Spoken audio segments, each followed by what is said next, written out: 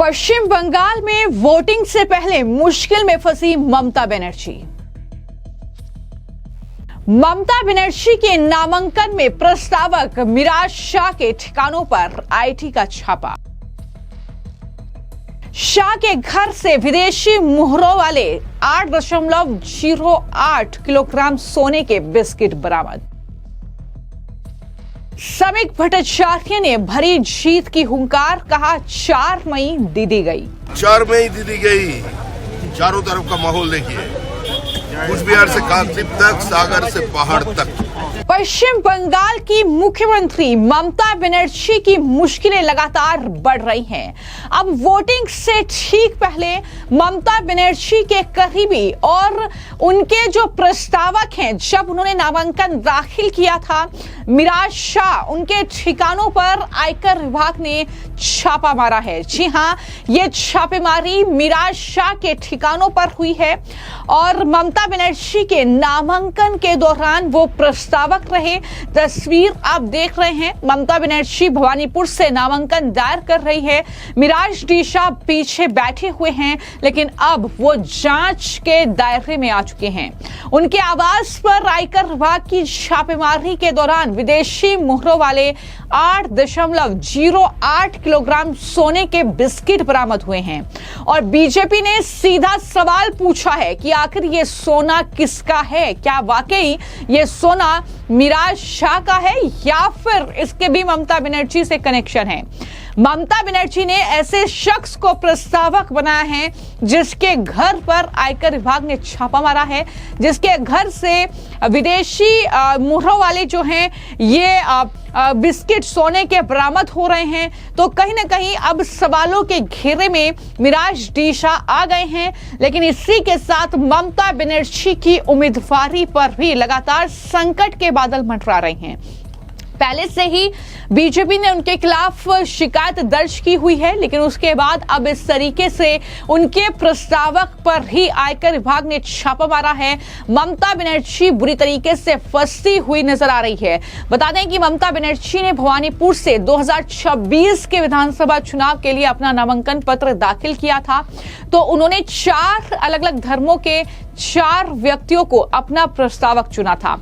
मिराज उन्हीं व्यक्तियों में से एक थे और निवर्तमान विधायक और राज बिहारी विधानसभा क्षेत्र से उम्मीदवार देवाशीष कुमार के आवास और ससुराल पर भी एक साथ आयकर विभाग ने छापा मारा। सुबह ही एंगलिन रोड जो मिराज शाह का घर है वहां पर आयकर विभाग की छापेमारी लगातार चल रही है।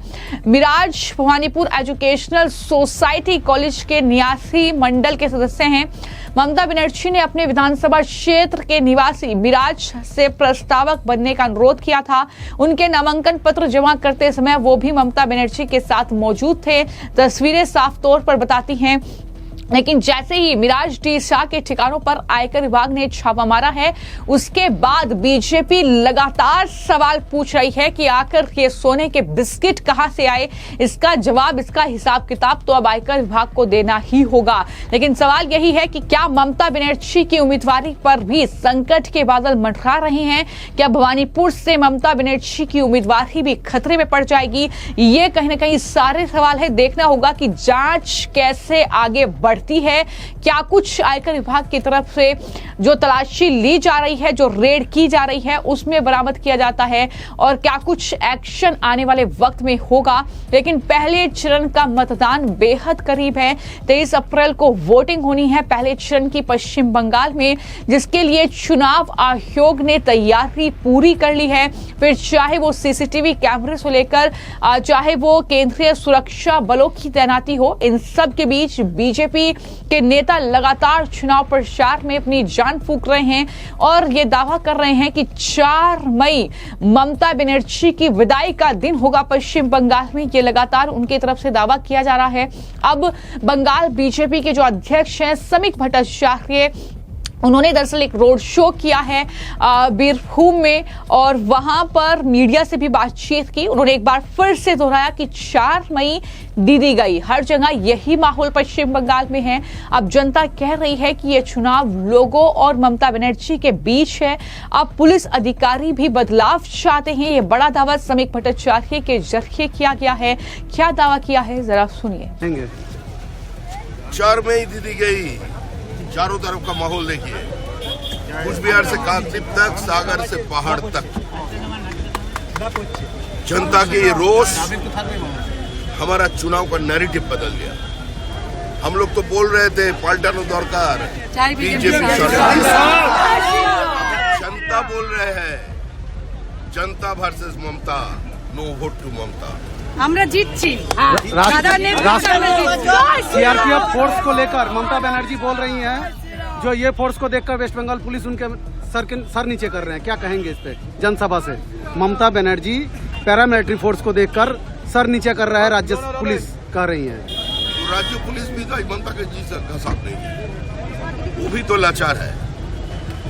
उन लोगों से कितना फॉल्स एनडीपीसी केस कराया गया, कितना झूठा एफआईआर दायर कराया गया, कितना मर्डर केस को दबा दिया गया।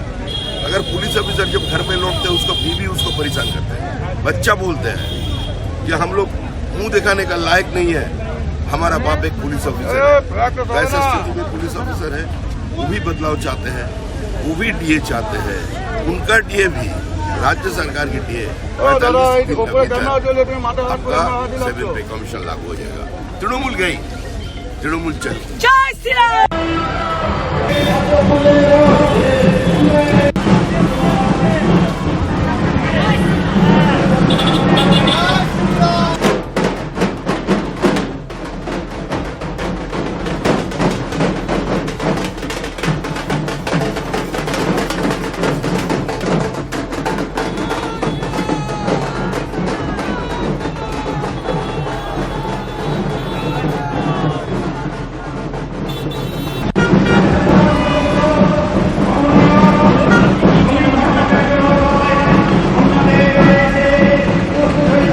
तो आपने समीक भट्टाचार्य को सुना, वो भी लगातार यही कह रहे हैं कि 4 मई ममता बनर्जी की विदाई का दिन होगा। लेकिन इस बार का जो चुनाव है वो वाकई बदला सा नजर आ रहा है। जिस तरीके से पश्चिम बंगाल में बीजेपी जोरों शोरों से कैंपेन कर रही है, तमाम दिग्गज नेता मैदान में उतरे हुए हैं और जिस तरीके से वहां पर भीड़ उमड़ रही है, जय श्री राम के नारों की गूंज और भगवा में बंगाल होता हुआ इन तस्वीरों में आप देख सकते हैं। लेकिन इसी के साथ ममता बनर्जी भी लगातार एसआईआर को लेकर, अलग अलग मामलों को लेकर चुनाव आयोग पर हमलावर है। लेकिन ये तो 4 मई को ही तय होगा कि आखिर नतीजे क्या होंगे। क्या वाकई जो प्रधानमंत्री से लेकर बीजेपी के तमाम उम्मीदवार और तमाम चेहरे जो दावा कर रहे हैं ममता दीदी की विदाई का, क्या वाकई वो सुनिश्चित हो पाएगा, ये कहीं ना कहीं देखना होगा। लेकिन बड़ी खबर ये है कि ममता बनर्जी की मुश्किलें हर रोज ज्यादा बढ़ती जा रही हैं, क्योंकि अब जिस तरीके से आयकर विभाग का छापा पड़ा है उसमें ममता बनर्जी के एक प्रस्तावक रडार पर आए हैं और ये कितना महंगा पड़ने वाला है ममता बनर्जी को, ये देखना होगा। फिलहाल आपको क्या लगता है कि पश्चिम बंगाल में कौन बाजी मारेगा? क्या इस बार वाकई ममता दीदी की विदाई होगी या एक बार फिर से वही सत्ता पर बैठेगी? इस पर अपनी राय जरूर साझा कीजिएगा। धन्यवाद।